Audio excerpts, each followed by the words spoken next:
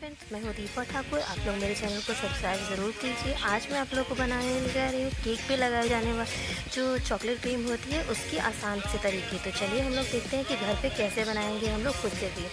Cream बनाने के लिए हमें चाहिए कोको पाउडर और अमूल का फ्रेश जो क्रीम होता है वो हम लोग एक बर्तन में गर्म पानी को गर्म होने देंगे। उसके बाद में ऊपर से दूसरा बर्तन चढ़ाएंगे जिसका मुंह थोड़ा फैलो। उसके अंदर हम लोग अमूल क्रीम डालेंगे।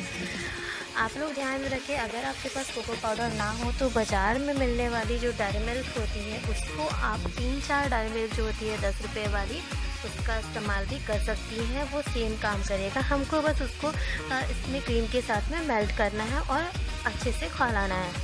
तो पहले गैस को कम रखिए ताकि क्रीम जो है एक ही बारी में जल ना जाए। और हम लोग इस तरीके से क्रीम को डालना है।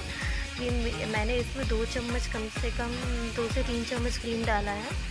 तो डालने के बाद में अब मैं इसमें कोको पाउडर डालूँगी। आप इस कोको पाउडर के ऑप्शनल अगर आपके पास डेयरी मिल्क है तो आप उसको थोड़े थोड़े से बारीक बारीक तोड़ के इसके अंदर डेयरी मिल्क डाल दीजिए।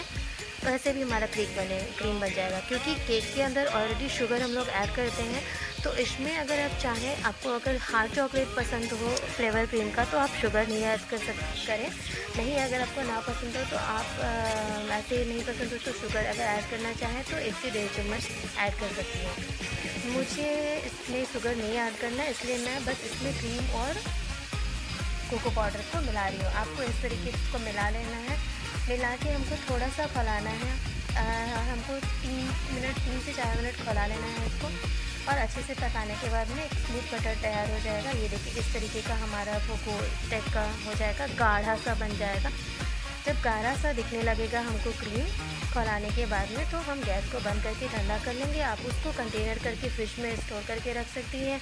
तो आप नॉर्मली किसी भी चॉकलेट इस क्रीम का किसी भी चॉकलेट के जगह पे इस्तेमाल कर सकती हैं। आप इसको बच्चों को टिफ़िन के लिए भी इस्तेमाल कर सकती हैं जिनको अगर चॉकलेट का वो पसंद है थोड़ा सा शुगर ऐड करके। या फिर ये ज़्यादातर केक पे इस्तेमाल किया जाता है। तो देखिए ये एकदम गाढ़ा बन गया। हम लोग गैस बंद कर लेते हैं। क्रीम को ठंडा होने दीजिए, स्टोर कर लीजिए। Thank you, bye bye.